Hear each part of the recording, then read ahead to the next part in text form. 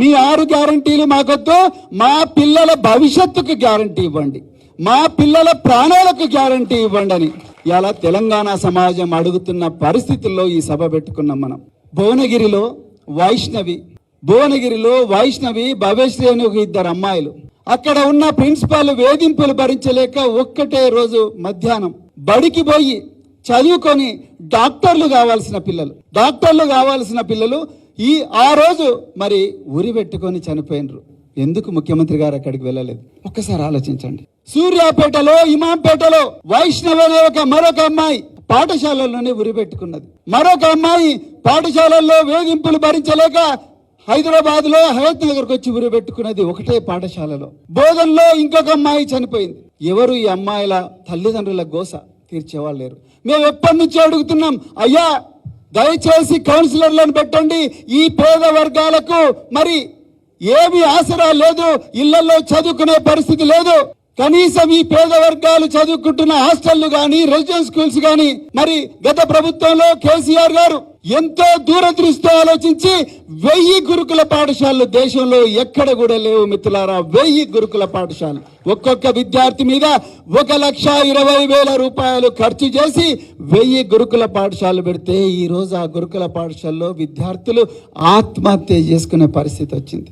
నిన్నగాక మొన్న జగిత్యాలలో ప్రభుత్వ పాఠశాలల్లో ఉండే అమ్మాయిలు అబ్బాయిలు డ్రగ్స్ గంజాయి మత్తులో ఉండి 14 సంవత్సరాలకే పెళ్లిళ్ళు చేసుకునే పరిస్థితి వచ్చింది.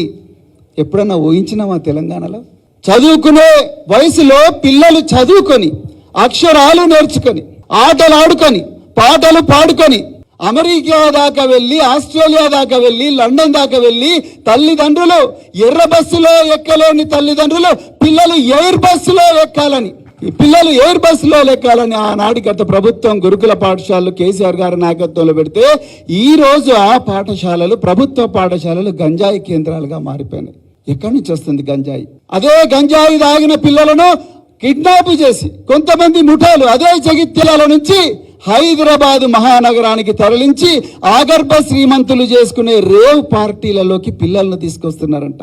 ఇందుకోసమేనా మరి కాంగ్రెస్ ప్రభుత్వానికి మనం అధికారం ఇచ్చింది? ఒక్కసారి ఆలోచించండి. ఏమైందయ్యా రేవంత్ రెడ్డి గారు, మీరు అధికారం వచ్చిన మొదటి రోజునే మీరేం చెప్పిండ్రో, తెలంగాణను డ్రగ్ ఫ్రీ తెలంగాణ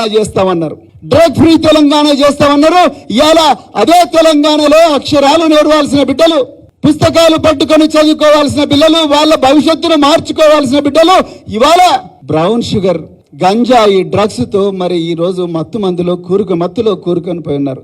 ఎక్కడ పోయింది మీ డ్రగ్స్ ఫ్రీ తెలంగాణ? కేవలం మాటలకు మాత్రమే మీరు పరిమితం అయ్యారు. ఇది తెలంగాణ. ఈ సందర్భంలో మనం తెలంగాణ భవన్ లో ఈ సభ జరుపుకుంటా ఉన్నాం. మిత్రులారా, మీరు ఒక్కసారి ఆలోచించాలి.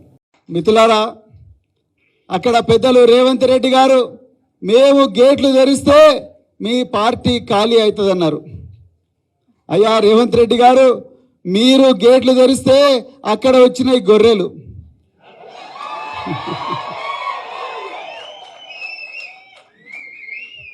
బీఆర్ఎస్ పార్టీ గేట్లు తెరిస్తే వచ్చినాయి సింహాలు.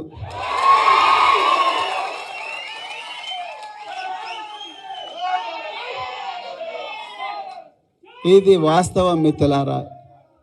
తెలంగాణ ఇక్కడ ఉన్నది, నిజమైన తెలంగాణ ఇక్కడ ఉన్నది, అవునా కదా? అక్కడ తెలంగాణను మోసం చేసిన వాళ్ళు అక్కడ ఉన్నారు. తెలంగాణ ఉద్యమాన్ని తాకట్టు పెట్టి ఆస్తులు అక్రమంగా సంపాదించుకున్న వాళ్ళందరేమో అక్కడ గేట్లు దోసుకొని పోతున్నారు.